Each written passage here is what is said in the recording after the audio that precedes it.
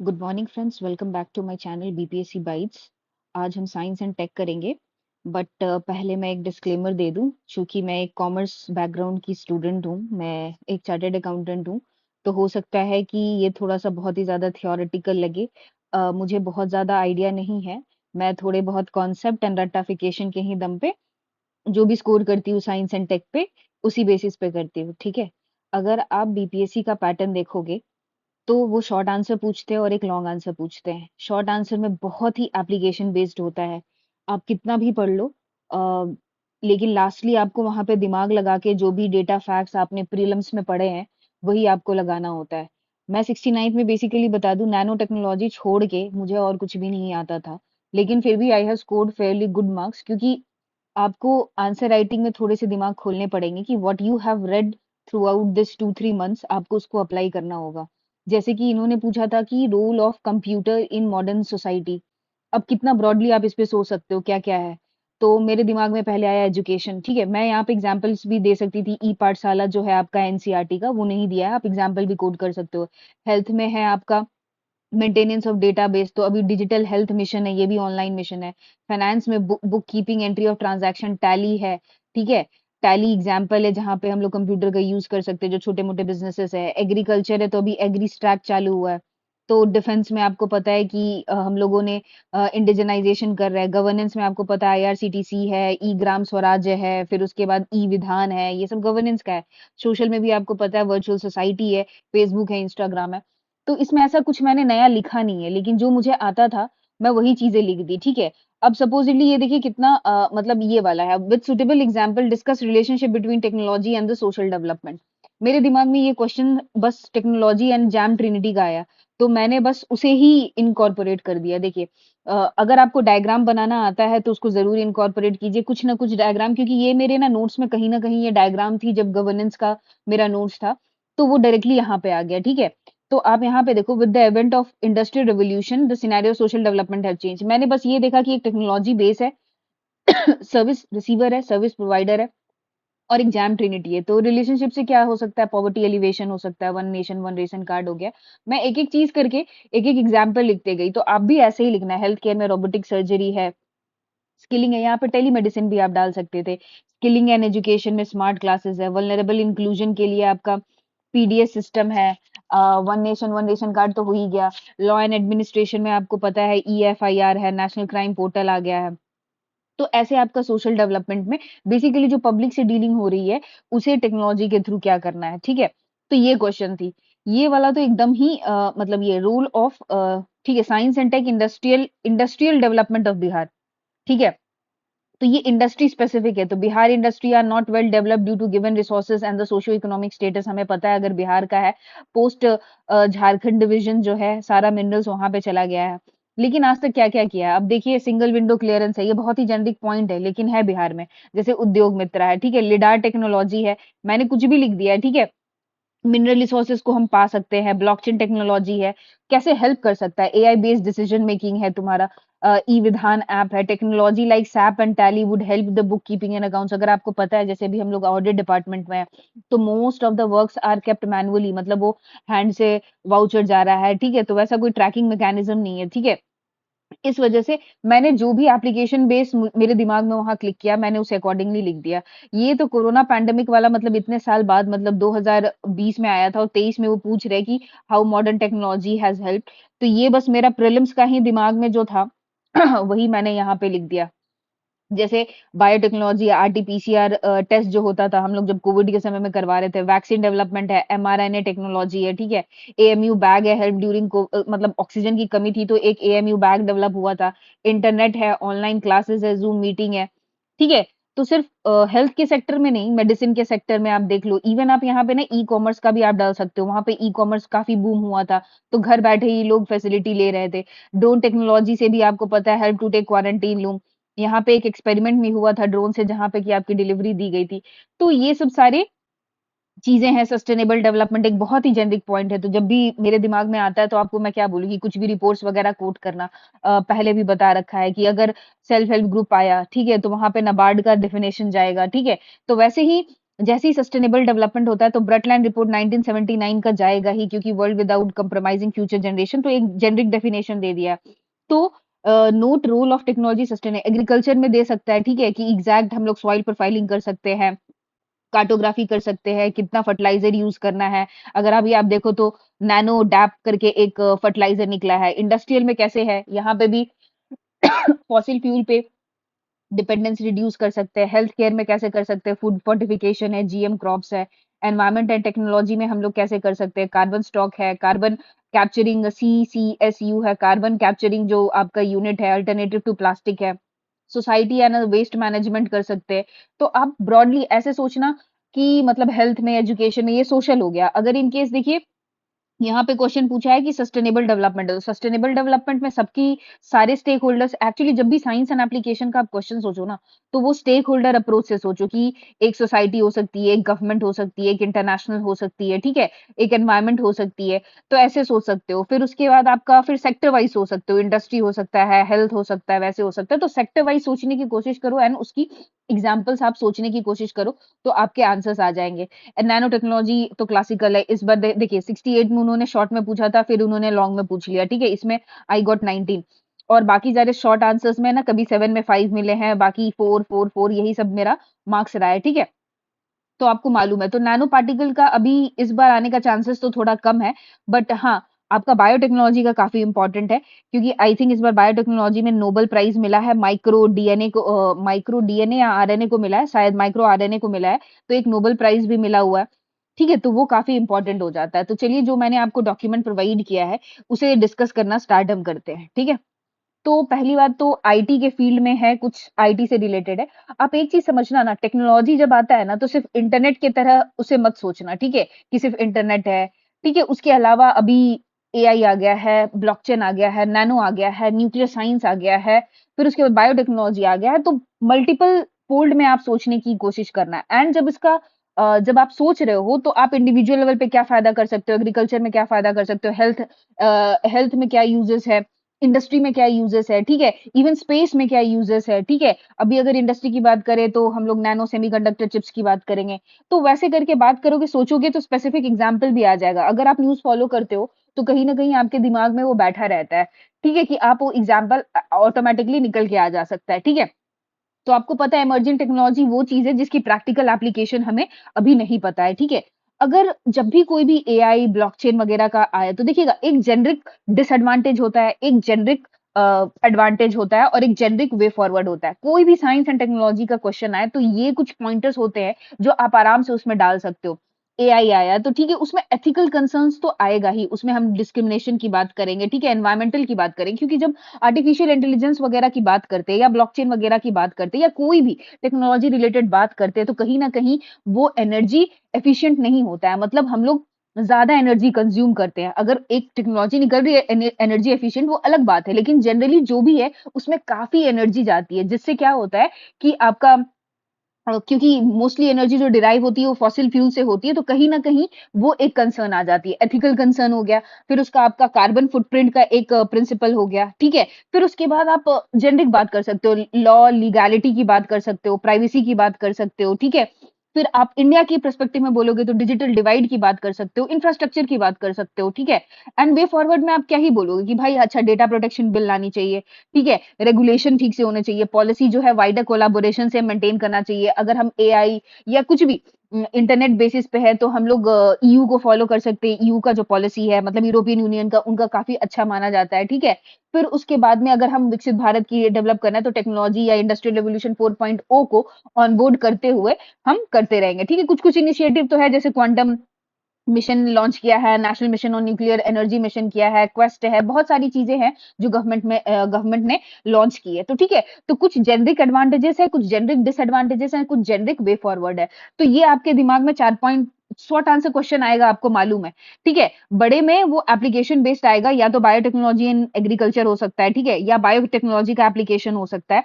ये दो question most probable chance है कि जो आ सकते हैं इस बार के, या नैनो टेक्नोलॉजी कोई सेक्टर स्पेसिफिक आ सकता है कि एग्रीकल्चर में कैसे यूज हो सकता है, ठीक है। तो उसके लिए भी मैं बताऊंगी कि कैसे उसे यूज करना है, ठीक है, कि अगर कोई सेक्टर स्पेसिफिक हो गया तो। ठीक है, तो ये हो गया बेसिकली। देखिए अब यहाँ पे ह्यूमन वर्सेस मशीन है, अब एआई का आएगा तो आप बताओगे ना जॉब लॉस होगा इंडिया के पर्सपेक्टिव में।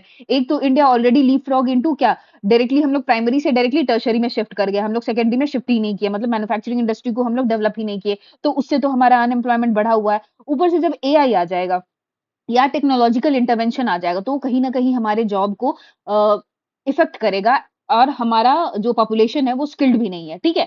तो वैसे जेनेरिक पॉइंट्स जो है आप एक पेज पे निकालिए और कोशिश कीजिए कि क्या-क्या जेनेरिक पॉइंट है, कोई भी साइंस एंड टेक का क्वेश्चन आए, वो हम लिख सकते हैं, ठीक है? वो बाद में देखा जाएगा कि उसमें एग्ज़ाम्पल क्या है, लेकिन कुछ जेनेरिक पॉइंट्स हैं जो कि आपको पेज भरने में मदद करेंगे, and it is not like that कि it is a wrong answer, but it would be a right answer because it is application based ना। तो एप्लीकेशन बेस्ड होने से ना वो आप कहीं पे भी अप्लाई कर सकते हो, ठीक है? फिर इंडस्ट्रियल रिवॉल्यूशन 4.0 है। इसके बारे में भी आपका आ सकता है। आपको पता है पहला इंडस्ट्रियल रिवॉल्यूशन स्टीम इंजन के करीब हुआ था। फिर उसके बाद दूसरा जो हुआ था आपका इंटरनल कंबशन सिस्टम पे हुआ था। तीसरा जो हुआ था सेमीकंडक्टर चिप्स पे हुआ था, एंड फोर्थ जो होता है आपका ये आपका एआई और internet of things into various societies and industries है, ठीक है? तो ये चीजें हो गया। इंडस्ट्रियल रिवॉल्यूशन 4.0 की क्या जरूरत है? Impetus to next gen growth है, ठीक है? हार्नेस पोटेंशियल बिग डेटा है, इम्प्रूव गवर्नेंस है। आपको पता है कि जब 4.0 हुआ तो गवर्नेंस भी बढ़ेगा, एंटरप्रेन्योरशिप बढ़ेगी, डेमोग्राफिक डिविडेंड को रीप ऑफ करने के लिए हमें इंडस्ट्रियल रेवोल्यूशन चाहिए। जियोपॉलिटिकल गोल है, अगर आपको आपको सॉफ्ट पावर बनाना है, अगर आप अभी देखो यूएसए और चाइना में जो झगड़ा हो रहा है, वो बेसिकली ऐसा नहीं हो रहा है कि वॉर के या इकोनॉमी के केस में हो रहा है। अब वो जो लड़ाई हो रही है ना कि soft power, that is space के सेक्टर में, चाइना ने जैसे अपना स्पेस स्टेशन बना लिया, या एआई के सेक्टर में अभी जैसे चैट जीपीटी था ओपन एआई का, तो उन्होंने डीप सीक लॉन्च कर दिया। तो आप देख रहे हो कि ये जो टक्कर है, ये जो सॉफ्ट पावर है कि मतलब एडवांस कौन करेगा, so that is the importance of industrial 4.0, ठीक है? फिर उसके बाद स्टेप्स क्या-क्या लिया गया है, तो आप देख लोगे। डिजिटल ट्विन है, टेक्नोलॉजी है, वर्चुअल मॉडल है, समर्थ है, उद्योग भारत है, C4IR है। तो ये कुछ-कुछ स्टेप्स जो है इंडस्ट्रियल 4.0 के ये में लिया गया है। चैलेंजेस क्या है? देखिए, जब भी हम इंडस्ट्रियल रिवॉल्यूशन की बात कर रहे हैं तो ऑब्वियसली इंफ्रास्ट्रक्चर की जरूरत पड़ेगी। जब इंफ्रास्ट्रक्चर की जरूरत पड़ेगी तो इनिशियल कैपिटल इन्वेस्टमेंट की जरूरत पड़ेगी, ठीक है? प्राइवेसी की बात बोली थी कि ये किसी भी जब टेक्नोलॉजी की बात करें वो प्राइवेसी की बात आ जाएगी। फिर उसके बाद है आपका एक्सेंचुएट इनइक्वालिटीज, इनइक्वालिटीज को वो एक्सेंचुएट करेगा, क्योंकि हैव और हैव नॉट्स भी क्रिएट होंगे, क्योंकि हमारा डिजिटल डिवाइड है। लैक ऑफ इंटर ऑपरेबिलिटी है, क्योंकि क्या होता है ना, जब भी आप कोई सिस्टम बनाते हो सीमलेस उसमें इंटीग्रेशन होना बड़ा मुश्किल हो जाता है इनिशियल फेज में। अगर आपको आप अगर अभी देखो, अभी जैसे एप्पल का इकोसिस्टम है, इसका इंटरऑपरेबिलिटी बहुत ही सही है कि मतलब अगर आप आईपैड से आईमैक में मैक में जाना चाहते हो, आईफोन में जाना चाहते हो, तो इसका एयर ड्रॉप एक फैसिलिटी है जो सीमलेस ये करता है। तो दिस इज लाइक इंटरऑपरेबिलिटी उसका डिफरेंट ये पे हो जा रहा है। लेकिन आप वही एंड्रॉइड में लो, तो अगर आपको उसको कंप्यूटर में ये करना है तो उसके लिए आपको केबल लगाना पड़ेगा, फिर उससे आपका डेटा ट्रांसफर करना पड़ेगा। तो आप समझ रहे हो कि वो डिफिकल्टीज आती है, ठीक है? रेगुलेटरी डिलेमा है कि भाई आपको आपको आईआर, देखिए अगर गवर्नमेंट का डिलेमा आप समझो कि अगर कुछ भी टेक्नोलॉजिकल इंटरवेंशन है तो उसे गवर्नेंस भी करना है, क्योंकि ऐसा ना हो कि वो फ्री फायर के तरीके से वो चले और वो क्या बोले जो वल्नरेबल सेक्शन है उसको काफी एक्सप्लॉइटेटिव हो जाए। एंड अगर कुछ ज्यादा स्ट्रॉन्ग रेगुलेशन करेंगे तो हम पीछे छूट जाएंगे इंडस्ट्रियल रेवोल्यूशन के जो बस को पकड़ने का। ऑलरेडी हम 3 इंडस्ट्रियल रेवोल्यूशन को मिस कर चुके हैं, हम चौथा को एफर्ट नहीं कर सकते अगर इंडिया को हम विकसित भारत या ग्लोबल लीडर की तरह देखना चाहते हैं तो। एंड लास्टली है स्किलिंग। आपको पता है इंडिया में स्किलिंग की हालत बहुत ही खराब है। अगर पीएलएफएस की डेटा देखें तो, अगर हम लोग इकोनॉमी पढ़ेंगे, पीएलएफएस की डेटा देखें तो only 5% people gets formal training. सिर्फ समझ रहे कितना कम परसेंट फॉर्मल ट्रेनिंग है। बाकी जो है जो एक तो हमारा अनऑर्गेनाइज सेक्टर है, 95 के या 80% के करीब हमारा, 95 के परसेंट हमारा अनऑर्गेनाइज सेक्टर है। उसमें से भी जो फॉर्मल ट्रेनिंग जो होती है ना, स्किलिंग जो होती है, वो सिर्फ और सिर्फ 5% ऑफ द टोटल वर्कफोर्स है। तो ये हमारा ये है। आप वेब 3.0 पढ़ सकते हो।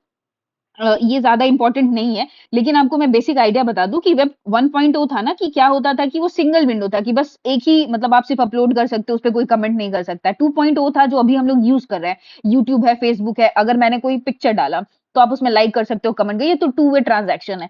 और वेब 3.0 में ऐसा समझो ना कि देखो ये बेसिकली क्या है ना कि ये यूज़र सेंट्रिक है। What we want to store, what we want to share, मतलब ये हमारे डिस्क्रिप्शन पे है। मतलब डिसेंट्रलाइज़ एंड डेमोक्रेटाइज़ कर देगा वेब को। मतलब मैं शेयर करना चाहती हूँ कि नहीं, मैं ये डेटा स्टोर करवाना चाहती हूँ कि नहीं, ये थोड़ा-सा यूटोपियन व्यू है, बट एक वेब 3.0 करके एक चीज़ है, ठीक है? आप ऐसे समझ लो। आप इसे इग्नोर भी कर सकते हो। क्वांटम टेक्नोलॉजी बहुत ही इंपॉर्टेंट है क्योंकि ये बड़ा ही बज़ मचा रहा है। तो क्वांटम टेक्नोलॉजी क्या होती है? तो quantum technology is based on the mechanics explain particle behavior at a atomic and subatomic level through probabilistic superimposition entanglement principle। ठीक है, और जो यूनिट है इसका ये क्यूबिट है। बेसिकली क्वांटम टेक्नोलॉजी क्या है? अगर आप देखो जो ट्रेडिशनल जो टेक्नोलॉजी है, जो बिट्स है, या तो जीरो होगा या तो वन होगा, ठीक है, बीच में कुछ हो नहीं सकता अगर कंप्यूटिंग की अगर हम बात करें तो। लेकिन क्वांटम जो टेक्नोलॉजी है ना, वो ऑल एट वंस हो सकता है। अगर सिंपल टर्म्स में बोले तो वो जीरो भी हो सकता है, वो वन भी हो सकता है। पहले ट्रेडिशन में क्या होता था, या तो जीरो होगा या तो वन होगा, बट क्वांटम कंप्यूटिंग में ऐसा कोई रिस्ट्रिक्शन नहीं है। ठीक है, तो ये थोड़ा सा क्या बोलते हैं, ये इसकी इसकी जो फंक्शनिंग है ना, वो probabilistic super imposition and entanglement की प्रिंसिपल की पे बेस्ड है। ठीक है, मैं भी बहुत ज्यादा नहीं जानती हूँ क्योंकि मुझे जहां तक मालूम है कि ये ऑल एट वंस है, मतलब इसकी जो कंप्यूटिंग पावर जो है ना, वो मतलब बहुत ज्यादा है एज कंपेयर टू ट्रेडिशनल के बेसिस पे। ठीक है, अगर सिग्निफिकेंस की बात करें तो क्रिप्टोग्राफी हो सकती है। क्रिप्टोग्राफी क्या हो जाएगी? क्रिप्टोग्राफी अगर होगी तो हमारा जो सिक्योर हो जाएगा, क्या बोलते हैं, जो कम्युनिकेशन है, क्वांटम मैकेनिक्स में हेल्प करेगा, नैनोटेक में हेल्प करेगा। अगर बात करें तो क्वांटम डॉट्स है, एक मटेरियल साइंस में हेल्प करेगा, सोसाइटल प्रोग्रेस में हेल्प करेगा क्वांटम कंप्यूटिंग। आप एक चीज समझ लो ना कि अगर कुछ भी चीज है, अगर जिनोम सी है, अगर हम बायोटेक्नोलॉजी की ही बात कर रहे हैं, तो अगर हम उसको डेटा एनालिटिक्स के थ्रू करने जाएंगे तो थोड़ा टाइम लगता है, लेकिन अगर वही चीज फ्रैक्शन ऑफ सेकंड में हो जाएगी तो वो सोसाइटल प्रोग्रेस के लिए कितना सही होगा। ठीक है, इकोनॉमिक ग्रोथ वाया R&D है, मतलब जो पहले कॉम्प्लेक्स प्रॉब्लम थे, आपको पता है सुपर कंप्यूटर जो है एक वो भी चीज है जो 3V पे वॉल्यूम वैल्यू और कुछ चीज पे काम करती है, वो लार्ज डेटा एक साथ ये कर सकते हो। तो सोचो सुपर कंप्यूटर से भी ये ज्यादा स्पीड होती है। तो समझ सकते हो ये कम्प्लेक्स डेटा को कितनी इजीली तरीके से मतलब इसको रीड करके उसका एकदम रिजल्ट प्रेजेंट कर सकता है। ठीक है, फिर डिफेंस सेक्टर में भी हो सकता है क्योंकि क्रिप्टोग्राफी जो चीज है वो बहुत ही सिक्योर है। तो डिफेंस के लाइन में भी आप कॉन्वर्सेशन करने के लिए बहुत ही सिक्योर हो जाएगा, कोई टैप इन नहीं कर सकता। अगर आपको मालूम है डिफेंस में अभी हम लोग वो सैटेलाइट बेस वाला कम्युनिकेशन यूज करते हैं। ठीक है, चैलेंजेस क्या क्या है? क्वांटम डी कोहेरेंस है। देखिए जो क्वांटम एंटेंगलमेंट है ना, सपोजिटली वो कहा जाता है कि सपोजिटली कि दो दो एटम है, एक यहाँ पे है, तो जब वो क्वांटम टेक्नोलॉजी से लिंक रहता है ना, तो सपोजिटली अगर ये कुछ मेजर्स शो करता है ना, कुछ अगर ये प्रॉपर्टी शो करता है, तो सिमिलरली ये भी वो शो करता है। अगर ये सपोजिटली ईस्टवर्ड जा रहा है तो ये भी ईस्टवर्ड जा रहा है। तो कहीं ना कहीं ये जो दो एटम्स है ना, वो एक दूसरे से एंटेंगल्ड है थ्रू दिस क्वांटम टेक्नोलॉजी। तो क्या होता है कि आपको बिहेवियरल, अगर हम स्पेस टेक में बात करें तो ये क्वांटम टेक्नोलॉजी के थ्रू ना हम लोग डीप स्पेस रिसर्च भी कर सकते हैं एंड समझ सकते हैं कि how they have evolved and all. तो वही कभी-कभी ये ना क्वांटम डीकोहेरेंस में अकर हो जाता है, मतलब कि जो एंटेंगलमेंट उसका प्रिंसिपल है वो काम ठीक से नहीं करता है। ठीक है, that is quantum decoherence. Low temperature and isolation है, मतलब इसको फंक्शन करने के लिए अगर आप बात करो तो बहुत ही लो टेम्परेचर और आइसोलेशन की जरूरत है, बहुत ही एक्सपेंसिव है। अगर बात करें तो challenges in upscaling number of qubits है, मतलब अपस्केलिंग इसका थोड़ा स्केलेबिलिटी, क्योंकि देखिए क्योंकि ये बहुत ही कॉस्टली एंड कैपिटल इंटेंसिव है, तो इसकी स्केलेबिलिटी बढ़ाने के लिए बहुत ही ज्यादा मुश्किल होगी। ठीक है, फिर उसके बाद इंडस्ट्री एकेडमिया गैप है, जो एक्चुअली क्वांटम टेक्नोलॉजी में क्या है ना कि अगर इंडिया के पर्सपेक्टिव में देखा जाए तो जो इंडस्ट्री का नीड है और जो एकेडमिया में डेवलपमेंट हो रही है, एकेडमिक्स में पढ़ाया जा रहा है, उसमें गैप बहुत ज्यादा है। स्टेप्स क्या क्या लिए गए हैं? नेशनल क्वांटम मिशन है जिसमें 6,000 करोड़ है। फिर नेशनल क्वांटम एप्लीकेशन है आपका, क्वेस्ट है, quantum enable science and tech है, क्विसिम है, क्वांटम फ्रंटियर मिशन है। ठीक है, वे फॉरवर्ड क्या क्या है? क्रिएट क्वांटम कम्युनिटी है, अगर इंडिया की बात की जाए तो डेडिकेटेड सेंटर होना चाहिए। देखिए 6,000 करोड़ में क्या ही हो पाएगा अगर क्वांटम की हम बात करें तो। फैसिलिटेशन एंड इंटर कोऑपरेशन है, डोमेस्टिक मैन्युफैक्चरिंग हमें बढ़ानी चाहिए। Revisit national policy and ethical concern जो है इस बेसिस पे इसको किया जा सकता है। आपको पता है department of science and tech इस पे काम करता है, सैटेलाइट बेस है, डेवलप है। एक ना क्वांटम की डिस्ट्रीब्यूशन है, इसको बेसिकली आईआईटी दिल्ली ने डेवलप किया था एंड आई थिंक रिसेंटली इस पे न्यूज है कि शायद हमने अचीव कर लिया या क्या है। देखिए जब भी क्वांटम टेक्नोलॉजी से जब बात होती है तो सपोजिटली ये ए है, ए सेंडर है, ठीक है, और बी रिसीवर है। यहाँ पे हमने मैसेज दिया इसे, मैसेज इसको ट्रांसमिट करना है, तो ये एनकोड होके जाएगा, ठीक है, बी के पास, और बी रिसीवर है और इसे डिकोड हो जाएगा। यहाँ पे आपका क्या है, पब्लिक की रहता है, उससे डिकोड हो जाता है। तो ये क्या है ना, थोड़ा सा अगर ईज ड्रॉपर है, अगर कोई इसे ना रीड करने की कोशिश या हैक करने की कोशिश करेगा ना, तो ये जो फाइल है मैसेज का वो करप्ट हो जाएगा और ये रीड नहीं कर पाएगा।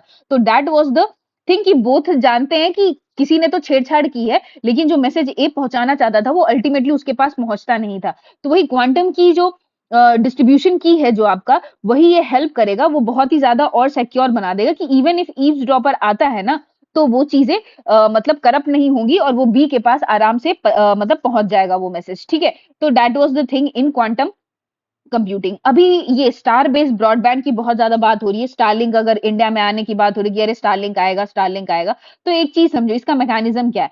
ऐसे जो हमारा जो चलता है, बेसिकली मोबाइल वगैरह टावर लगाते हैं एंड ब्रॉडबैंड वगैरह से जो इंटरनेट चलता है हमारा, तो यही दो मेन मेथड है। तो जब सैटेलाइट बेस होगा आपका, तो उसका क्या है टेक्नोलॉजी, देखिए, एक तो इंटरनेट प्रोवाइडर होगा, ठीक है।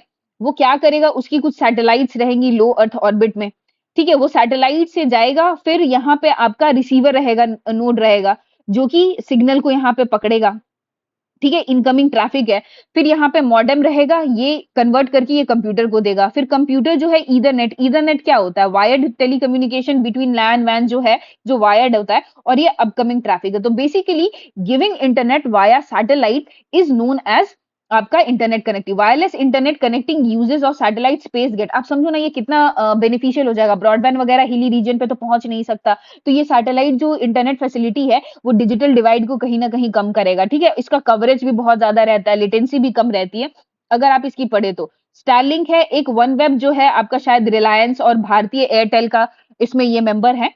तो ठीक है, फ्रीक्वेंसी जो बैंड है आप देख लीजिए, 27 से लेके 29 तक है। यूज जियो स्टेशनरी, अच्छा सॉरी, लो अर्थ ऑर्बिट पे नहीं है, मीडियम अर्थ ऑर्बिट पे, ठीक है। लो अर्थ ऑर्बिट पे अगर रहेगा तो चीपर है, लो लेटेंसी है, कवरेज लो है, मेनी सैटेलाइट है। जियो स्टेशनरी पे रहेगा तो रिक्वायर फ्यूअर सैटेलाइट है, इजियर। अच्छा, आप ना सैटेलाइट को कहीं पे भी प्लेस कर सकते हो, not only in medium orbit. आपका शायद जो है आपका 2000 किलोमीटर तक, 0 से 2000 किलोमीटर तक आपका लो अर्थ ऑर्बिट रहता है। 2000 से लेके मीडियम अर्थ ऑर्बिट रहता है, फिर ऊपर आपका जाते रहता है। तो आपको पता है इंटरनेशनल स्पेस स्टेशन जो है हमारा 400 किलोमीटर पे है, या इवन भारत जो बनाना चाहता है अपना स्पेस स्टेशन, वो 475 किलोमीटर पे बनाना चाहता है, ठीक है। तो ये 0 से लेके इस पे चीज है। तो आपका जब ये लो अर्थ ऑर्बिट की बात करते हैं, तो नीचे रहेगा ज्यादा नंबर ऑफ सैटेलाइट है। अब देखिए अर्थ है, तो ये लो अर्थ ऑर्बिट है, ये मीडियम अर्थ ऑर्बिट है। जब आप यहाँ सैटेलाइट प्लेस करोगे तो इसका कवरेज तो कम होगा ना, अगर आप देखोगे तो यहाँ नंबर ऑफ सैटेलाइट ज्यादा रहेगा। लेकिन आप जब ऊपर प्लेस करोगे मीडियम अर्थ ऑर्बिट में, तो उसका कवरेज ज्यादा रहेगा, इसीलिए you will require less satellite. तो ये आपका डिफरेंस है दोनों। आपका एडवांटेज देखिए, वाइड कवरेज है, इंस्टेंट इंस्टॉलेशन एंड डिप्लॉयमेंट है, इफेक्टिव डिजास्टर मैनेजमेंट हो सकता है, वो ऊपर से आपका तुरंत सिग्नलिंग कर सकता है। लो कॉस्ट फॉर आपका जो है फॉर द लार्जर क्राउड जो है। आपका इनिशिएटिव क्या क्या, अगर चैलेंजेस देखिए, एक्सपेंसिव है, वेदर फेनोमेना, अगर क्लाउड वगैरह आ गया तो। हाई लेटेंसी, अगर मीडियम अर्थ ऑर्बिट में है तो लेटेंसी क्योंकि जाएगा फिर आएगा तो ये टाइम ज्यादा लेगा। प्राइवेसी इशू है क्योंकि सैटेलाइट बेस है, तो आपका lack compatibility with the VPN virtual private network से इसकी कंपैटिबिलिटी कम है। अगर इनिशिएटिव की बात बोले तो सैटनैव पॉलिसी है, इसरो का हाई थ्रूपुट सैटेलाइट है, रिलायंस एंड भारतीय एयरटेल का यही जो है वन वेब फैसिलिटी है, इंडियन टेलीग्राफ एक्ट भी हैज पावर टू प्रमोट है। तो जो सैटेलाइट वाला बेस है, तो स्टारलिंक का भी न्यूज है। तो बेसिकली ये डायग्राम आपका आना चाहिए कि इंटरनेट प्रोवाइडर है, इनकमिंग ट्रैफिक है, सैटेलाइट मॉडेम, ये जनरली बता दीजिएगा।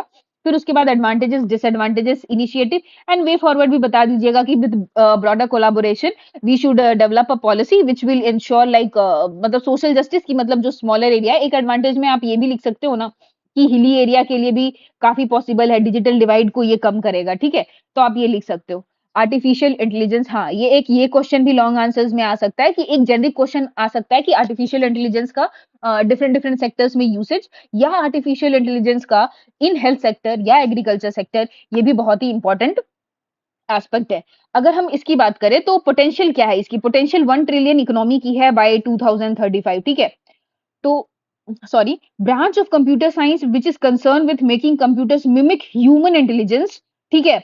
It is known as AI enable machine to perceive and respond to the changing environment. AI enable machines to perceive and respond to the changing, mimic human intelligence है।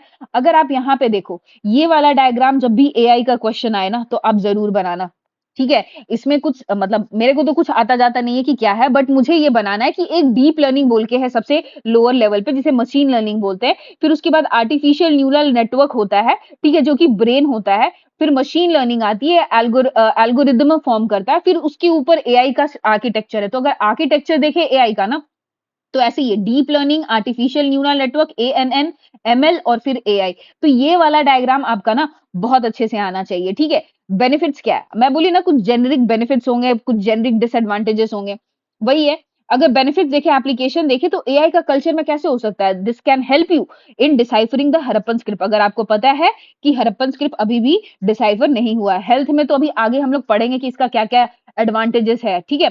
फिर उसके बाद है आपका education में वर्चुअल रियलिटी, ऑगमेंटेड रियलिटी आप पढ़ोगे तो ये चीजें भी हेल्प कर सकता है। आर्टिफिशियल एग्रीकल्चर में भी हम आगे पढ़ेंगे, क्या इंडस्ट्री में भी बहुत बड़ा मतलब रोल है आर्टिफिशियल इंटेलिजेंस का, ठीक है।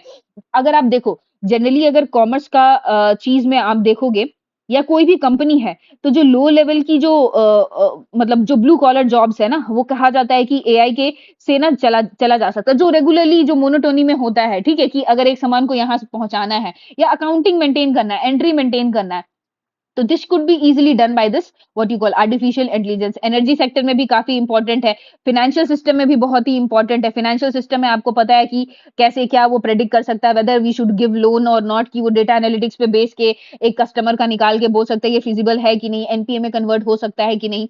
फिर उसके बाद है लॉ एनफोर्समेंट में भी काफी आर्टिफिशियल इंटेलिजेंस आपको अभी भी यूज होता है ना, फेशियल रिकॉग्निशन है आपका, जगह जगह पे सीसीटीवी कैमरा लगा हुआ है, फिर सीसीटीवी कैमरा से वो फेशियल रिकॉग्निशन करते हैं, फिर उसके थ्रू आपका क्या बोलते हैं क्रिमिनल को पकड़ते हैं, तो वो यूज है आपका। तो आप देख रहे culturally, health, education, agriculture, industry, financial system, law enforcement, governance में भी आपको हेल्प करेगा। आप एक चीज ये गवर्नेंस भी लिख सकते हैं। तो ये चीजें, चैलेंजेस क्या है, ह्यूमन बायस कैरी फॉरवर्ड है। अब आर्टिफिशियल इंटेलिजेंस जो बना रहा है उसको कहीं ना कहीं कुछ तो डेटा फीड कर रहा है, वो लर्न करवा रहा है। तो जैसे कि अमेरिका में पाया गया था कि ब्लैक के प्रति जो एआई है ना, थोड़ा सा डिस्क्रिमिनेटरी है, इवन वुमेन्स के अगेंस्ट में भी वो डिस्क्रिमिनेटरी है। तो जो एग्जिस्टिंग डेटा के बेसिस पे ही इसका आर्किटेक्चर बना हुआ है, तो वो बायस कैरी फॉरवर्ड हो जाएगा। Transparency as difficult to know. देखिए क्या होता है ना कि अगर आर्टिफिशियल इंटेलिजेंस आप इंप्लॉय कर दो, अगर कुछ मिस्टेक हो गई तो अकाउंटेबिलिटी किस पे फिक्स करोगे, जो एआई बनाया है या एआई है, ठीक है। तो वो चीजें हैं, जैसे आई थिंक कहीं जापान में था या कहीं तो था कि कोरिया में था कि वो थोड़ा-सा अल्टर चला गया था, जो मतलब जो रोबोट बनाया गया था आर्टिफिशियल मिशन पे, वो काफ़ी वॉयलेंट हो गया था। तो ये किसकी रिस्पॉन्सिबिलिटी ली जाएगी? फिर एथिकल कंसर्न्स तो हैं ही आपको, ठीक है? फिर उसके बाद है रेगुलेटरी डिलेमा, वही बोलते हैं कि अगर स्ट्रिंजेंट लगाएँगे, तो वो डेवलप नहीं करेगा, अगर बहुत ही लूज़ छोड़ेंगे, तो पीपल को हार्म करेगा। क्रिएटिविटी को इम्पोर्टेंट, आपको पता है चैट जीपीटी या डीप सीक में आजकल बहुत बच्चे लोग क्या है यूज़ करते हैं कॉपी आंसर्स, क्योंकि ये डेटा को ये करते हैं, कोलेट करते हैं, तो क्रिएटिविटी कम हो जाती है। अगर मैं चाहूँ कि मुझे आंसर राइटिंग करना है, ठीक है? तो मैं एक क्वेश्चन लेके बैठ के सोचूँगी, ब्रेनस्टॉर्म करूँगी, फिर मैं लिखूँगी। लेकिन एक बच्चा है, वो जाएगा चैट जीपीटी पे बोलेगा, अच्छा एआई एप्लीकेशन इन एग्रीकल्चर, डाल के वो आराम से करे, तो सोचा नहीं, वो बस फिर कॉपी पेस्ट करेगा, तो कहीं न कहीं ये क्रिएटिविटी को हैम्पर करेगा। आईपीआर का भी इश्यू आएगा, इंटेलेक्चुअल प्रॉपर्टी राइट्स की भी ये हो जाएगा, ठीक है? तो आर्टिफिशियल इंटेलिजेंस का ये है। इनिशिएटिव क्या है? माइती है आपका, मिनिस्ट्री ऑफ इंफॉर्मेशन टेक्नोलॉजी है, फ्यूचर स्किल प्राइम है, नेशनल स्ट्रेटजी फॉर एआई है। अभी आई थिंक एक एआई मिशन आया, हम लोग बाद में पढ़ेंगे, जहां पे I think 10,000 crore over 5 year देने की बात की गई है। जिपाई है आपका, global partnership of artificial intelligence, responsible AI for social, that is RAISE है, नेशनल एआई पोर्टल है, नेशनल एआई मिशन, यही इसकी बात कर रहे थे, ठीक है। ये इनिशिएटिव लिया हुआ है। वे फॉरवर्ड क्या है, स्टैब्लिश एथिकल प्रिंसिपल है, instead of open access regulated usage है, AI train inclusive and diverse data से उसको फीड करना चाहिए, ठीक है। फिर उसी के अंदर आता है जनरेटिव एआई। जनरेटिव एआई जो हम लोग चैट जीपीटी एंड बार्ड के बारे में बोले थे, इस पे भी वही होगा, मशीन लर्निंग होगा, आर्टिफिशियल न्यूरल नेटवर्क होगा, मशीन लर्निंग होगा, ए होगा। Algorithm that can be used to create new content like audio, image, फिर उसके बाद आपका वीडियो होता है। डीप फेक भी शायद इसी पे बेस्ड है, जो आप है, अब मेरे को आइडिया नहीं है, शायद इस पे बेस्ड है जनरेटिव एआई। यूजेस क्या है, image generation like new art form and all है, ठीक है। फिर उसके बाद है टेक्स्ट जनरेशन हो सकता है, फिर म्यूजिक जनरेशन हो सकता है, डिटेक्ट फ्रॉड हो सकता है। तो अब आइए एआई का एक जेनरिक ओवरव्यू लेते हैं कि किस किस चीज में इसका एप्लीकेशन हो सकता है, ठीक है। तो एआई इन हेल्थ है, एआई इन एग्रीकल्चर है, एआई इन डिफेंस है, एआई इन गवर्नेंस है, एंड चैलेंजेस है। चैलेंजेस तो ऊपर हमने पढ़ ही लिया था, लेकिन यहाँ पे भी पढ़ेंगे। अब देखिए एआई में क्या है, प्रिडिक्शन बेस्ड डायग्नोसिस है, एक आई ऑन्कोलॉजी है, वो डिटेक्ट करता है ब्रेस्ट कैंसर एंड आपका ओवेरियन कैंसर, ठीक है। फिर उसके बाद है ये है आपका आयुष्मान भारत डिजिटल मिशन है, ठीक है, वो एआई पे ही बेस्ड है। ड्रग्स डिलीवरी है, एआई पावर नैनोबोट्स है जो आपको हेल्प कर सकता है। फिर एफिशिएंसी एनहांस कर सकता है। क्यों? कैसे? एआई बैक्ड डेटाबेस है, क्योंकि अगर देखिए अगर कोई अब आप सपोज़िटली आप डॉक्टर हो, ठीक है? एंड आपके पास पेशेंट आ रहा है, तो आप उससे पूछते हो कि आपका हिस्ट्री क्या है? क्या आपके पेट में दर्द है? क्या ये है, वो है? सो रादर देन इतना टाइम उसका जो लगेगा, अगर वो सिंपली एक यूज़र आईडी है या उस पेशेंट का कुछ डेटा है, वो फीड करेगा और उसके अंदर वो टाइप करेगा, तो उसका सारा हिस्ट्री निकल जाएगा, तो ही वुड नो, तो टाइम टेकिंग एंड एफिशिएंसी बढ़ेगी। एडमिनिस्ट्रेटिव वर्क भी है। देखिए, हम लोग सुप्रीम कोर्ट में भी बात किए थे कि they are burden with administrative work, वैसे ही डॉक्टर्स भी काफ़ी एडमिनिस्ट्रेटिव वर्क है। जैसे कि मेरा भाई वो डॉक्टर है, ही इज़ एमएस मतलब सर्जन है। तो बेसिकली क्या होता है ना कि जब ही वाज़ इन एमबीबीएस या जब वो एमडी कर रहा था, तो उनसे काफ़ी ज़्यादा डॉक्यूमेंटेशन होता है, क्योंकि अगर आप गवर्नमेंट हॉस्पिटल में हो, तो डॉक्यूमेंटेशन इज़ द मस्ट। तो वो जो डॉक्यूमेंटेशन होता था ना, वो गवर्नमेंट डॉक्टर्स ही करते। तो कहीं न कहीं they were laden with this administrative work and जो आपका क्या बोलते हैं, जो डॉक्यूमेंटेशन वाला वर्क है, उन्हें वो चीज़ बहुत ज़्यादा मतलब टाइम टेकिंग होता था, एंड जो उनका कोर वर्क है मतलब जो बेसिकली सर्विस प्रोवाइड करना है, हेल्थ सर्विसेज़, वो नहीं कर पाते थे। पब्लिक हेल्थ सर्वेलेंस भी हो सकता है, रोबोटिक सर्जरी भी हो सकता है। एआई इन एग्रीकल्चर है, क्रॉप प्लानिंग है, स्मार्ट प्रोविज़न है, फार्म गेट, देखिए फार्म गेट टू फोर्क है, ठीक है? फार्म गेट मतलब जो खेती से लेके प्लेट तक, मतलब जो फोर्क होता है, खाने वाला फोर्क होता है। एआई बेस्ड सर्वेलेंस है, एफिशिएंट वुमेन एंटरप्रेन्योरशिप बना सकते हैं। ड्रोन दीदी की हम लोग आजकल बात करते हैं, जो लखपति दीदी, जो हम लोग पहले करंट अफेयर्स में कवर कर चुके हैं, क्योंकि प्रधानमंत्री ने हमें कहा है कि शायद 15,000 हम लोग ड्रोन दीदी या 1,50,000 ड्रोन दीदी लखपति दीदी बनाने की बात की है। एआई इन डिफेंस कैसे यूज हो सकता है? ऑटोनोमस वेपन हो सकता है, हार्पी जो है आपका इजराइल का, वो भी है। फिर enhance target recognition and precision है। आपको अगर इंटर कॉन्टिनेंटल अटैक करना है, तो AI could help you to give this precise, ये है। फिर उसके बाद है रियल टाइम डेटा मैनेजमेंट है, like project Maven of USA है। कॉम्बैट सिमुलेशन एंड ट्रेनिंग है। क्या होता है कि अगर आपको ट्रेनिंग देना है, तो दो तरीके का ट्रेनिंग होता है, आपको मालूम है, एक ऑफ फील्ड होता है और एक ऑन फील्ड होता है। तो देखिए, ऑन फील्ड जो होता है ना, वो काफी कॉस्टली होता है। तो एआई क्या कर सकता है, वो सिमुलेट कर सकता है एक वर्चुअल वो से, क्या बोलते हैं, वीआर या ऑगमेंटेड रियलिटी के साथ एक कमरे के अंदर आपको सिमुलेशन प्रोवाइड किया जा सकता है, एंड आपको रियल वॉर लाइक सिचुएशन में ट्रेन किया जा सकता है, ठीक है? फिर प्रिडिक्टिव मॉडल है कि मतलब आप कैसे डिफेंस में काम कर सकते हैं। प्रोजेक्ट साइबर अटैक से भी आपको बचाया जा सकता है। गवर्नेंस में आपको पता है, efficient service delivery, education and health की बात करेंगे। फिर उसके बाद इंक्लूसिविटी एंड एक्सेसिबिलिटी, आपको पता है भाषणी प्लेटफॉर्म है, जो कि डिफरेंट लैंग्वेजेस में आपको स्क्रिप्ट प्रोवाइड करती है। डेटा ड्रिवन पॉलिसी मेकिंग हो सकती है। बिग डेटा जो है, अब देखिए इंडिया का करोड़ है, 140 करोड़ का डेटा है। अगर उस बेसिस पे पॉलिसी बनाना चाहते हैं, तो एआई में आराम से आप उसे फीड कर दो और वो आपको तुरंत रिजल्ट दे देगा। जुडिशियल में भी आपको है, सुवस करके है आपका, एससी विधि विधि अनुवाद है, मतलब क्योंकि देखिए आर्टिकल जो है, इंग्लिश का जजमेंट हमेशा इंग्लिश में ही आता है, अगर हम लोग आर्टिकल की बात करें तो, क्योंकि तो वो क्या है कि डिफरेंट डिफरेंट लैंग्वेज में, ऑफिशियल लैंग्वेज में आपका कन्वर्ट किया जा सकता है। डिजास्टर मैनेजमेंट में भी है, माइक्रो वेदर फोरकास्टिंग में हेल्प कर सकता है। Biasness, security, accountability, adoption barrier भी हो सकता है, डिजिटल डिवाइड भी हो सकता है, एथिकल भी हो सकता है, एंड जॉब डिस्प्लेसमेंट भी हो सकता है, जो मैंने आपको ऑलरेडी बता चुके हैं।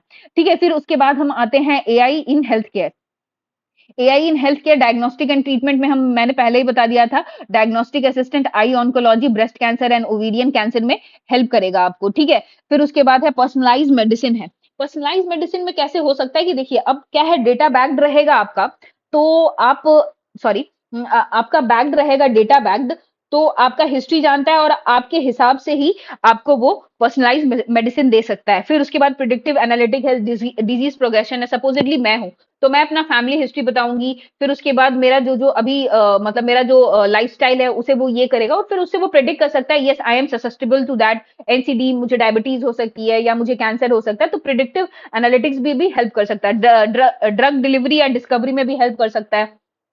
आपको पता है, जब प्रिडिक्टिव मॉडल पे है, तो ड्रग्स डिस्कवरी भी कर सकता है एंड डिलीवरी भी कर सकता है। रोबोटिक सर्जरी वाया नैनोबॉट्स है, क्योंकि देखिए सर्जरी जो होती है काफी इन्वेजिव होती है, तो जैसे जैसे आपका हेल्थ में साइंस एंड टेक डेवलप किया है, तो हमारी जो सर्जरी है वो काफी लेस इन्वेजिव हो गई है। अगर आप पहले बात करो, तो जो लड़कियों का वेसेक्टोमी होती थी, तो वो काफी बड़ा होता था। अब क्या है कि सिंपल एक होल करके भी हो जाता है। हार्ट की भी बात करें, अनटिल अनलेस की बहुत ज्यादा मेजर है, ओपन हार्ट सर्जरी नहीं होती है, वो माइक्रोप्लास्टिक की तरह ही छोटी सी एक ऑपरेशन होती है। तो दिस इज द डेवलपमेंट जो है आपका रोबोटिक सर्जरी वाया नैनोबैट्स, मतलब आपको अब तो खोलने की भी जरूरत नहीं होगी, आप ब्लड वेसल के थ्रू उसे डायरेक्ट कर सकते हो। और सपोजिटली क्लॉगिंग है या आपका ब्लॉक ब्लॉक ऑफ आर्टरी है, तो that nanobot could remove that blockage of artery, ठीक है? इमेज एनालिसिस कर सकता है, आपका एमआरआई है, आपका सीटी स्कैन है, उसका एनालिसिस कर सकता है। पैथोलॉजी में भी वो हेल्प कर सकता है आपका, जैसे कि पैथ एआई है, इम्प्रूव बायोप्सी रिपोर्ट है। तो ये सारी चीजों में वो हेल्प कर सकता है, ठीक है। फिर आपकी हेल्थ मॉनिटरिंग में भी वो हेल्प कर सकता है। कैसे? वेरेबल जो बैंड्स है, अगर आप एप्पल की आई वॉच देखोगे तो सेंसर है, रियल टाइम है। एप्पल का वॉच है, अगर आप क्या करो कि आप अगर पापा को पहना देते हो और आप अपने से लिंक कर लेते हो, तो उनका जैसे ही सडनली अगर बीपी इंक्रीज करता है या हार्ट बीट इंक्रीज करता है, तो आपके पास वो मैसेज आ जाता है कि योर फादर हैज दिस या योर मदर हैज दिस। तो that is the importance of आपका wearable device. Alert management system है, वही वो आपको अलर्ट कर देगा। सपोजिटली फादर आपके कोलैप्स करके गिर गए, तो वो आपको तुरंत नोटिफाई कर देगा, या एआई जो है आपका तुरंत नोटिफाई कर देगा। डिजीज प्रिवेंशन है, आपका जीनोमिक्स को हेल्प करेगा स्टडी करने में, और फिर वही आपको हेल्प करेगा जीनोमिक्स में। ये efficiency in administration, virtual assistance है, एआई पावर्ड है, data management, automation and documentation, जो मैं आपको बता रही थी कि उनको मेंटल हेल्थ में भी कैसे कर सकते हैं। एक है चैट बोट है, जिसे वो बोट कहते हैं, कॉग्निटिव बिहेवियरल थेरेपी, वो हेल्प कर सकता है। क्योंकि अगर अगर अगर हम मेंटल हेल्थ की बात करें इंडिया में, तो बहुत ही डिप्लोरेबल है। ऐसे generally I think 1.2 psychologist available है पर थाउजेंड या मिलियन करके, ऐसे करके है हमारा data. And mental health is a stigma in Indian society. अभी लोग मेंटल हेल्थ पे बात नहीं कर सकते, तो this could be a game changing in are like mental health sector. AI in, sorry यहाँ पे हेल्थ लिखा गया है, यहाँ पे एग्रीकल्चर हो जाएगा, आप ये थोड़ा सा सही कर लेना, ठीक है। तो प्रिसीजन एग्रीकल्चर में हेल्प करेगा। सॉइल एंड क्रॉप मॉनिटरिंग है, AI analyse data, IoT sensor है। अब आईओटी की बात करते हैं। आईओटी क्या है? इंटरनेट ऑफ थिंग्स है, कि मतलब कुछ एक डिवाइस है छोटा, वो कनेक्ट कर देंगे और उसके थ्रू वो लिंक्ड रहेगा। तो वैसे ही सॉइल में भी हम कर सकते हैं। फर्म वेव है। फिर वेरिएबल है, रेट, वेरिएबल रेट टेक्नोलॉजी है, that is AI power system optimise regulation of the input, की फर्टिलाइजर कितना देना है, आपका वाटर कितना देना है। एक तो वो डेटा एनालिटिक्स ऑलरेडी कर लेगा, सॉइल प्रोफाइलिंग कर लेगा, फिर उस बेसिस पे वही डिसाइड करेगा कि कितना मैन्युअर जाना चाहिए, फास्फोरस ज्यादा जाना चाहिए कि सल्फर ज्यादा जाना चाहिए कि नाइट्रोजन ज्यादा जाना चाहिए, ठीक है। फिर उसके बाद है फिर उसके बाद है आपका crop yield and prediction of diseases, pest management कर सकता है। प्लांटिक्स है, सैटेलाइट एंड ड्रोन इमेजिनरी से प्रेडिक्ट कर सकता है। यील्ड है, फंगल अगर इन्फेक्शन होना चाहता है तो वो भी प्रेडिक्ट कर सकता है।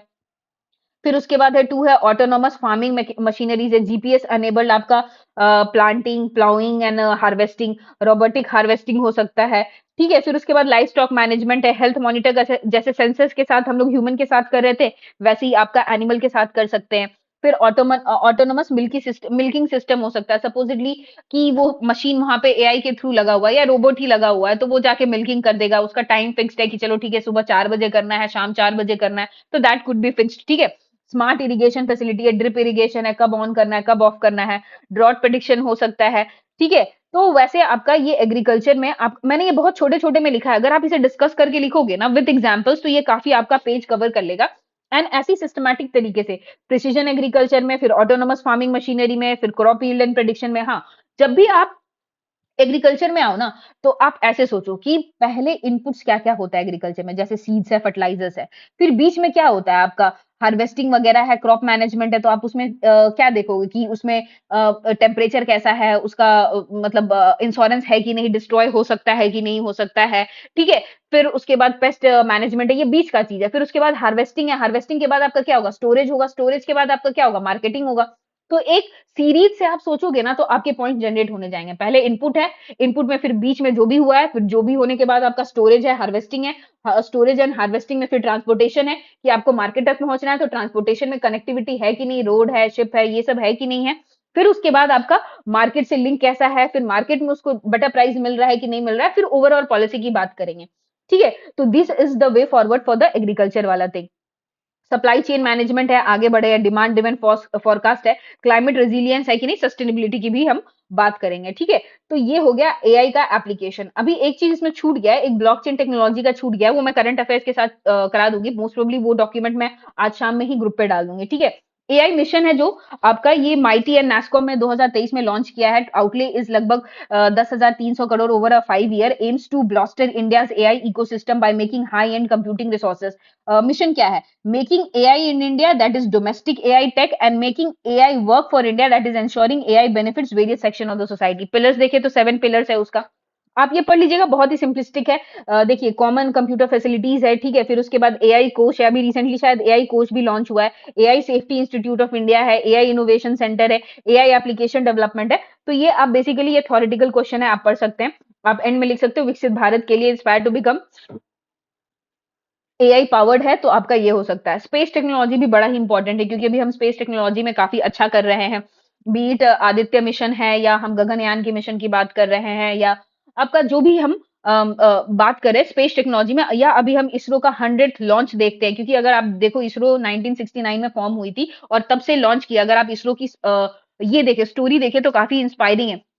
पहले वो रॉकेट लॉन्च के लिए ना साइकिल पे उसके पार्ट्स जाते थे, वो फिर असेंबल करता था, फिर वो लॉन्च करता था। आज देखो वो दुनिया का आते हैं इसके पास, क्योंकि ये बहुत ही कॉस्ट इफेक्टिव तरीके से रॉकेट लॉन्च करता है। तो this is the story of ISRO. ठीक है, आप ये अपने ऐसे में भी कोट कर सकते हो कि मतलब जब मोटिवेशन की बात हो रही है या साइंस एंड टेक की बात कर रही है, कि ISRO one word like in 1969 में it use to assemble its part via like cycles है, but now it has become the powerhouse of the space technology, where big big firms या जो बिग बिग है, जैसे आपके USA के NASA वगैरह जो है, वो कोलाबोरेट करते हैं इसरो के साथ। तो सच इज द मतलब क्या बोलते हैं, contribution of ISRO in space technology की बात करते हैं तो ठीक है।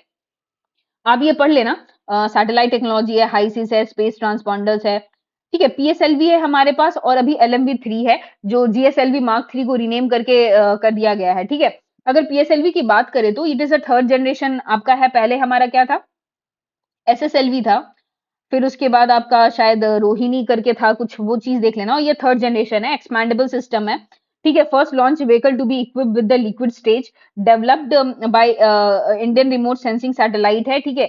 आई IRSS पे डेवलप हुआ है। पेलोड क्या है, ग्लोबल ट्रांसफर ऑर्बिट में जियो ट्रांसफर ऑर्बिट में 1400 है, एंड लो अर्थ ऑर्बिट में 1800 केजी है। 4 स्टेजेस है, सॉलिड लिक्विड की बात करते हैं। सिग्निफिकेंस अगर हम बात करें तो रिलायबिलिटी, ओनली 2 फेलियर हुआ, कमर्शियल यूज है, वेरियस मिशन है, सॉफ्ट पावर है, फ्यूचर इन स्पेस एडवांसमेंट, इसे हॉर्स ऑफ ये बोलते हैं, स्पेस हॉर्स भी बोला जाता है आपका इसका इसरो का, ठीक है। अगर एलएमवी की बात करें तो इट इज चंद्रयान 3 हमारा इसी से लॉन्च हुआ है। ये 4 स्टेज था, ये 3 स्टेज है, एक सॉलिड लिक्विड एंड क्रायोजेनिक की बात करते हैं। इसमें भी बूट स्ट्रैप ऑन है। अगर जियो सिंक्रोनस ट्रांसफर ऑर्बिट की बात करें तो 400 था, यहाँ पे देखिए 4000 केजी है, यहाँ पे 8000 केजी है। वन वेब मिशन इसके थ्रू है, सेल्फ रिलायंस है, सेव मनी है, कमर्शियलाइजेशन है, सॉफ्ट पावर है, यही सारा चीज जा रहा है। अगर 100th लॉन्च की बात करें तो अभी रिसेंटली जो है इसरो जो है अपना 100th लॉन्च कंप्लीट किया है। उसका जो लॉन्च था आपका जीएसएलवी F15 NVS-02 है। ये नाविक का है ना, सेकंड सीरीज है। आपको पता है नाविक जो है हमारा जीपीएस जैसे है, हमारा यूएसए का आपका जो नेविगेशन सिस्टम है, वैसे नाविक जो है वो हमारा indigenous, not totally indigenous, but वो अपना इंडिजिनस ये है, क्या बोलते हैं, नेविगेशन सिस्टम है, जो 1500 किलोमीटर आईओआर के रीजन में कन्वर्ट करता है। तो उसमें 7 सैटेलाइट है, जो कि 3 जियो स्टेशनरी में है और 4 जियो सिंक्रोनस में है। तो उसी का एक सेकंड सीरीज है, बिकॉज 7 सैटेलाइट है तो उनका कुछ ईयर जो होता है, क्या बोलते हैं, लाइफ स्पैन होती है ना सैटेलाइट की, तो उसे रिप्लेस करने के लिए ये दूसरी सीरीज में लॉन्च किया गया है, श्रीहरिकोटा से लॉन्च किया गया है। फिर उसके बाद आप अचीवमेंट्स बता सकते हो कि क्या क्या किया है। आपको पता है इसरो का क्या क्या है, चंद्रयान है, शुक्रयान है, गगनयान की बात करते हैं, भारतीय स्पेस स्टेशन की बात करते हैं, तो ये सारा अचीवमेंट्स है। अगर बात किया जाए तो सॉफ्ट लैंडिंग भी की है चंद्रयान 3 में, आदित्य L1 में अपना पहला मिशन में वो आपका लैग्रेंजन पॉइंट पे उसे लॉन्च कर दिया गया है। चंद्रयान 2 पार्शियल सक्सेस था, बट कहीं ना कहीं सक्सेस था। तो चंद्रयान 1 2 3, तो काफी सारे जो इनिशिएटिव है वो आप इसमें लिख सकते हैं, ठीक है। ये स्मॉल आप पढ़ सकते हो। फिर नाविक एप्लीकेशन है, सैटनैव है, सैटनैव छोड़ दो आप, गगनयान है। आदित्य L1 तो हम लोग इसको अच्छे से डिस्कस करेंगे। गगनयान जो है ये 10,000 करोड़ से, आई थिंक ये 2028 में लॉन्च होने वाला है। Gaganyaan human space programme to carry crew to low earth orbit 400 kilometre. की कंपोनेंट्स क्या है, हैबिटेबल मॉड्यूल है, ठीक है, लाइफ सपोर्ट सिस्टम है, एस्ट्रोनॉट ट्रेनिंग है, फिर उसके बाद है रिकवरिंग एस्ट्रोनॉट है, क्रूस्केप सिस्टम है, ठीक है। एलएमवी पे जाएगा हमारा, सेंडिंग व्योम मित्र है, 10,000 करोड़ है, तो ये जैसे क्रू कैप्सूल है, ठीक है। तो ये आप डायग्राम भी बना सकते हो, ठीक है। तो इसके अगर कंपोनेंट्स देखें गगनयान के, तो हैबिटेबल मॉड्यूल है, हैबिटेबल मतलब जो रहने लायक है, जिसमें आपके एस्ट्रोनॉट्स रहेंगे। फिर लाइफ सपोर्ट सिस्टम है, क्योंकि देखिए स्पेस में तो ऑक्सीजन वगैरह होती नहीं, तो उसमें सपोर्ट सिस्टम की बात करेंगे, एस्ट्रोनॉट ट्रेनिंग की बात करेंगे। अभी शायद एक्सियोम जो मिशन है वो ट्रेनिंग के लिए ही दिया गया, जिसमें से I think Shubhanshu Shukla and one more astronaut 4 select हुए थे ना। तो शुभांशु शुक्ला और एक और जो है वो ट्रेनिंग के लिए गए हैं। Recovery of astronaut, escape system, अगर कुछ फेलियर हो गया तो वो कैसे एस्केप करेंगे। देखिए आदित्य L1 21 सितंबर को जो आपका लॉन्च हुआ था एंड मतलब वो टच किया था L1 में। It was the first observatory space based solar mission from India, ठीक है। ऑब्जेक्टिव क्या है? Understand coronal heating, solar wind acceleration, initiation of coronal mass ejection है, फ्लेयर्स है, नियर अर्थ ऑब्जेक्ट है, to understand coupling and dynamics of solar atmosphere है, solar wind distributed and particles and plasma environment. देखिए basically ना आपको पता है कि सन है, सन में वहां पे कंटिन्यूअसली आपका ये हो सकता है, कोरोनल मास इजेक्शन हो सकता है, उसकी ग्रेविटेशनल पुल है तो वो काफी इजेक्ट करता है, तो उसी चीज को रीड करने के लिए आदित्य L1 को लॉन्च किया गया है। तो इसे ना inserted in halo orbit of L1। Lagrange point क्या होती है ना, देखिए लैग्रेंजे पॉइंट ये होती है कि दो जो बॉडी है जिसके पास ग्रेविटी है, सपोजिटली यहाँ हम बात कर रहे हैं ये अर्थ है और ये सन है, ठीक है, तो इसके बीच एक ऐसा पॉइंट होगा ना कि जहां पे ऑब्जेक्ट को पार्क कर दिया जा सकता है, कि मतलब दोनों का ग्रेविटी उस ऑब्जेक्ट का सेंट्रिपिटल को मेंटेन करके रखता है। तो दैट इज आपका दो जब ग्रेविटेशनल के साथ है तो वो एक ऐसा पॉइंट है जहां पे कि आप एक आराम से ऑब्जेक्ट को प्लेस कर सकते हो और वो प्लेस से हिलेगा नहीं। It is also known as parking lot. तो ऐसे आपके 5 लैग्रेंजन पॉइंट है, एक L1 है, एक L2 है, एक L3 है, एक L4 है एंड एक L5 है। L4 एंड F5 ना काफी स्टेबल होते हैं, मतलब अगर कुछ भी इधर से उधर अगर थोड़ा सा हिट भी किया ना तो वो हिलेंगे नहीं वहां पे। लेकिन जो L1 L2 है ये मेटास्टेबल है, कि मतलब अगर हल्का सा भी कुछ प्रॉब्लम हुआ ना तो ये जो स्टेबल है, यहाँ पे अगर आदित्य L1 प्लेस है तो अगर हल्का सा भी टच हुआ या कुछ प्रॉब्लम हुआ तो वो वहां से एस्केप कर जाएगा एंड वो उससे बाहर चला जाएगा, ठीक है। तो अगर लैग्रेंजन पॉइंट 2 की बात करें तो यहाँ पे जेम्स वेब टेलीस्कोप प्लेस हुआ है। तो दिस इज द थिंग, आप ये डायग्राम जरूर बनाना कि L1 पे हमारा आदित्य L1 है। अब कैसे क्रूज फेल किया, जैसे आपको याद है चंद्रयान कैसे लॉन्च हुआ था, बिकॉज देखिए दो तरीके से आपको भेजा जा सकता है। जो ये लोग भेजते हैं मतलब जो हमारा अपोलो मिशन था वो डायरेक्टली ऐसे स्ट्रेट गया था मून के पास में, लेकिन ये बहुत ही कॉस्टली होता है। जो इसरो यूज करता है टेक्नोलॉजी ना, वो ऑर्बिटिंग टेक्नोलॉजी यूज करता है, मतलब कि यहाँ से लॉन्च किया थोड़े दूर के लिए, फिर इस ऑर्बिट में आया, फिर थोड़ा सा उसको बूस्ट दिया, एक्सेलेरेट किया, फिर इस ऑर्बिट में गया और ऐसे करते करते वो जाके फिर उसके ग्रेविटेशनल फोर्स में आ जाएगा, फिर यहाँ पे आके चंद्रयान में जो हम लोगों ने किया था वो ऐसे ही किया था। वैसे ही L1 को भी ये किया था कि ये अर्थ है, इसको यहाँ से लॉन्च किया आपका, फिर उसके बाद आपका इसका एलिप्टिक्स को चेंज करते करते फिर उसको स्केप करके क्रूज करके उसको थोड़ा सा L1 में प्लेस कर दिया। तो ये आप दो डायग्राम बना दिएगा। व्हाई वी शुड स्टडी सन, देखिए सन को स्टडी करने का बहुत ज्यादा फायदा है। Sun emits various energetic particle and magnetic field, earth atmosphere protective shield है, ब्लॉक्स हार्मफुल वेवलेंथ लेंथ है, ठीक है। तो इसका PSLV का जो आपका था C57 लॉन्च था, PSLV एक्सेल में है। जो एक्सेल जो है ना ये स्ट्रैप ऑन है, आप अगर कोर अलोन की बात करें तो वो 1400 था, वैसे ही स्ट्रैप ऑन था। फिर कैरी 7 पेलोड है। यूनिकनेस कैसे है? On board intelligence detect, on board intelligence है आपका सिमिकोरोनल मास इजेक्शन के लिए है, लैग्रेंजन पॉइंट एंड ग्रेविटेशनल पुल। तो ये आप पढ़ लीजिएगा, इसका कंक्लूजन है इसलो एम्बार्क्स एम्बिशियस। तो आपको बेसिकली मोटा मोटा ये देखिए, लॉन्ग आंसर्स में तो आने के चांसेस है नहीं क्योंकि ये बहुत ही छोटा आंसर है, तो आएगा भी तो छोटे आंसर्स में आएगा, ठीक है।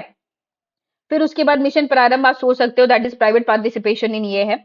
इंडियन स्पेस पॉलिसी है, आप ये पढ़ सकते हो, ये 2023 में लॉन्च हुआ था। तो ISRO has released Indian space policy, welcome progression है। अगर उसका विजन देखे यहाँ पे तो ऑगमेंट स्पेस कैपेबिलिटीज है, develop and flourish commercial presence of space है, space drivers as a technology, ठीक है। इंटरनेशनल रिलेशन की बात करेंगे, सिमुलेशन ऑफ पब्लिक अवेयरनेस की बात करेंगे। एक इंटरेस्टिंग फैक्ट है, इसरो का एक ऑफिशियल साइट है यूट्यूब पे, मैं देखी थी चंद्र, मैं बहुत दिन से उसे फॉलो कर रही थी। तो चंद्रयान मिशन से पहले ना काफी कम उसके फॉलोअर्स थे, उसके बाद सडनली अभी शायद 43 लाख के तहत उनके फॉलोअर्स हो गए। पीसफुल एक्सप्लोरेशन की बात करते, जब भी भारत बात करती है तो पीसफुल एक्सप्लोरेशन की बात करते, कभी भी ऐसा इसको अग्रेशन के तौर पे नहीं है, एंड एक स्पेस प्रॉपर स्पेस इकोसिस्टम बनाने की बात करती है।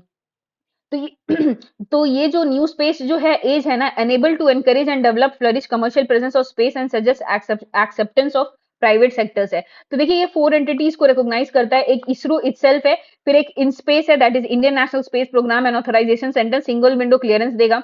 न्यू स्पेस इंडिया लिमिटेड है रिस्पॉन्सिबल फॉर कमर्शलाइजेशन, जो इसरो का कमर्शियल विंग होगा। Department of space overall policy guidelines के लिए है। ISRO role is to rationalise and transit out from the manufacturing. ISRO का रोल ना रैशनलाइज करने की बात करें कि वो अभी क्या करता है कि मैन्युफैक्चर भी करता है, फिर उसके बाद प्लानिंग पॉलिसी वगैरह भी करता है, तो उसको broader role as a overseer की तरह पे दिया जाएगा। ISRO technological product process and ये नॉन गवर्नमेंट एंटिटीज है।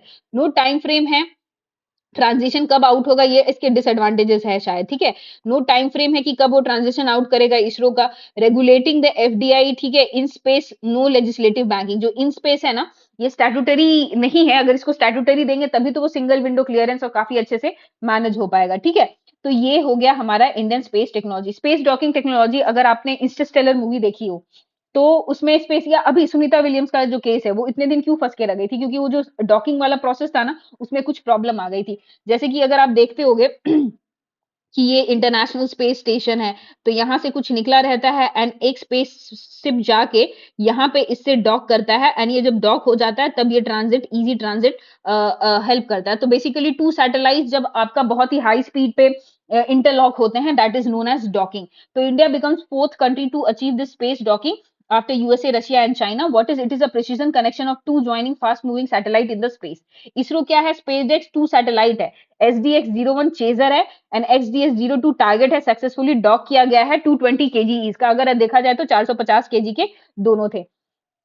फीचर क्या है? PSLV C60 था, अगर आदित्य L1 का क्या था? PSLV C57 था, आप रिमेंबर करो उसको। तो श्रीहरिकोटा से लिया है, मिशन फॉर 2 इयर्स है, यूज इंडिजिनस टेक्नोलॉजी है लाइक इंटर सैटेलाइट कम्युनिकेशन है, ऑटोनोमस कम्युनिकेशन है, फिर यूज ऑफ पोएम है। देखिए पोएम क्या है ना कि जब भी हम पीएसएलवी लॉन्च करते थे, उसके तो 4 स्टेजेस होते थे, सॉलिड, लिक्विड। तो क्या होता था लास्ट में जो अपर वाला छूट जाता था ना, तो उसे हम ऐसे ही छोड़ देते थे या डिस्ट्रॉय कर देते थे। तो अभी क्या है, जो लास्ट वाला जो उसका जो आपका ये है जो फीचर्स है, उसपे हम क्या करते हैं, कुछ जैसे कि अगर जैसे कलाम सैट है वगैरह है ना, तो इस पे ऑन बोर्ड करके छोड़ देते ताकि वो स्पेस को जब तक उसका लाइफ है, जब तक वो रिवॉल्व कर रहा है आपके ऑर्बिट में, तो आपको इन्फॉर्मेशन देते रहे, स्टडी पर्पस के लिए वो यूज हो सकता है, ठीक है। तो सिग्निफिकेंस क्या है? स्पेस एक्सप्लोरेशन है, प्राइवेट पार्टिसिपेशन है, सेल्फ रिलायंस है, सैटेलाइट सर्विस एंड मेंटेनेंस है, फ्यूचर स्पेस मिशन है, इंटरनेशनल कोलैबोरेशन है, कॉस्ट इफेक्टिव एंड फॉरेक्स है। देखिए अभी भी फॉरेक्स हम जनरेट करें, अगर इसरो स्टार्ट कर दे अपना कमर्शियल विंग और हम बोलेंगे कि अच्छा एक्स वाई देश को आ जाओ, तुम यहाँ से लॉन्च करो, हमारा स्पेस स्टेशन यूज करो, स्पेस डॉकिंग मैकेनिज्म यूज करो, तो कहीं ना कहीं वो हमारे फॉरेक्स को भी जनरेट करेगी, ठीक है। अदर पोटेंशियल है, लॉन्जिविटी ऑफ द सैटेलाइट है, इंटरप्लैनेटरी मिशन की, अगर हम मार्स पे जाने की बात कर रहे हैं या इवन हम मून पे भी पीपल लोग को भेजने की बात कर रहे हैं, तो this space docking technology is very important, ठीक है। चैलेंजेस आपको पता है, स्पेस वेदर है, सोलर फ्लेयर्स है, मैग्नेटिक स्टॉर्म है, स्पेस डेब्रीज है। तो आप ये कंक्लूजन पढ़ लेना, ठीक है। क्लाउड कंप्यूटिंग है ये भी न्यूज में ही रहता है, आपको क्लाउड कंप्यूटिंग की क्या बात करें। Cloud computing itself is saying कि जो चीज फिजिकली नहीं है, जो virtually available है. It is a revolutionary technology that allows individual business to access visit array of computer services via internet. It has shifted the requirement of maintaining. क्या क्या positive advantages है, पहले ये देखिए। क्लाउड कंप्यूटिंग में हमें क्या मिलता है? डेटाबेस मिलता है, एप्लीकेशन मिलता है, मोबाइल मिलता है, स्टोरेज मिलता है, सर्वर मिलता है। तो इसके 3 टाइप के होते हैं। एक प्राइवेट क्लाउड होता है, प्राइवेट क्लाउड इटसेल्फ आपको बता रहा है कि सपोजिटली मुझे चाहिए अपना प्राइवेट क्लाउड, तो वो मेरे कस्टमाइज से होगा, ठीक है। पब्लिक क्या होगा?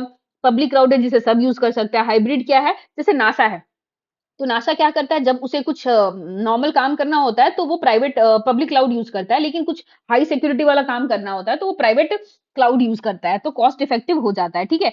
तो क्लाउड सर्विसेज क्या क्या होते हैं आपको पता है? इंफ्रास्ट्रक्चर एज अ क्या बोलते हैं, एज अ एप्लीकेशन है, फिर उसके बाद है आपका प्लेटफॉर्म एज अ सर्विस दे रहे हैं, फिर सॉफ्टवेयर एज अ सर्विस दे रहे हैं, ठीक है। तो इंफ्रास्ट्रक्चर एज अ सर्विस में ई कॉम प्लेटफॉर्म है या मेघराज इनिशिएटिव है जो गवर्नमेंट का है। देखिए अब जैसे कि ये फ्लिपकार्ट वगैरह है, तो ये क्या करती है? ये आपको एक प्लेटफ़ॉर्म दे रही है जो छोटे-छोटे सपोज़िटली मैं एक सेलर हूँ, मैं अपने प्रोडक्ट को सेल करना चाहती हूँ, लेकिन मेरे पास तो इतना रिसोर्सेज़ है नहीं कि मैं अपना एक प्लेटफ़ॉर्म या एक ऐसा वेबसाइट बनाऊँ। तो मैं जाऊँगी फ्लिपकार्ट को बोलूँगी भाई अपना प्लेटफ़ॉर्म दे मेरे को, मैं अपना बेचना चाहती हूँ, मैं इतना कमाऊँगी, तुम उतना कमीशन रख लेना। तो वो क्या कर रहा है, ई-कॉमर्स प्लेटफ़ॉर्म है, वो आपको इंफ्रास्ट्रक्चर एज़ अ सर्विस दे रहा है। जो फ्लिपकार्ट का प्लेटफ़ॉर्म है, वो मुझे यूज़ करने दे रहा है। फिर उसके बाद है आपका क्या बोलते हैं सर्विस एज अ सॉफ्टवेयर, जो एमएस ऑफिस है या डिजी लॉकर है, आपको पता है एमएस ऑफिस आता है जो 365 है, तो वो सॉफ्टवेयर दे रहा है आपको एज अ सर्विस, ठीक है। फिर उसके बाद है प्लेटफॉर्म एज अ सर्विस है जो माइक्रोसॉफ्ट एजोर की बात कर रहे हैं, तो आप समझ रहे हो जैसे गूगल ड्राइव वगैरह है, अगर स्टोरेज की बात करें तो वो क्लाउड सर्विस ही है और वो पब्लिक क्लाउड सर्विस है, क्योंकि आप उस पर 15 GB ऐसे ही फ्री देता है, अगर आपको और परचेज करना है तो पर मंथ के बेसिस पे वो कुछ और चार्ज करता है। वर्किंग सॉरी वर्किंग मैकेनिज्म कैसा है? सेंट्रलाइज डेटा स्टोरेज है, रिसोर्स पूलिंग है, ठीक है, डेटा रिट्रीवल एंड मैनेजमेंट है, ऑन डिमांड है। देखिए इसका सिंपल सा 24/7 अवेलेबिलिटी रहता है, स्केलेबिलिटी रहता है, कॉस्ट इफेक्टिव रहता है, सेंट्रलाइज डेटा स्टोरेज है। क्लाउड कंप्यूटिंग रेवोल्यूशनलाइज्ड आईटी कैसे है? सिक्योर स्टोरेज है, गूगल ड्राइव है, ऑनलाइन मार्केट प्लेस है जैसे शॉपिफाई है, टेलीमेडिसिन है, वर्चुअल मीटिंग है, जूम कर लेते हैं हम, गूगल मीट कर लेते हैं हम, ठीक है। मीडिया स्ट्रीमिंग है जैसे नेटफ्लिक्स या स्पॉटिफाई है, यहाँ पे स्ट्रीमिंग भी कर सकते हैं आप। तो ये चीज रेवोल्यूशनाइज किया, this is all through cloud computing. Challenges आपको पता है, सिक्योरिटी है, पे एज यू गो मॉडल है। अब देखिए गूगल ड्राइव में 15 जीबी तक तो फ्री है, बट उसके बाद आपको पे करना पड़ेगा। तो आपका हो सकता है बढ़ते जाएगा और आपको पे करना, और आपको खुद ही नहीं मालूम पड़ेगा कि ये कॉस्ट कितना है। इसीलिए पे एज़ यू गो मॉडल थोड़ा-सा प्रॉब्लमैटिक है।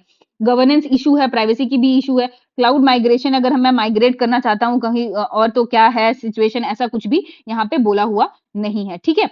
अभी इस क्लास में इतना ही, फिर रेस्ट हम बायोटेक्नोलॉजी एंड थोड़ा-सा एनवायरनमेंट का हम लोग देखेंगे नेक्स्ट क्लास में, ठीक है?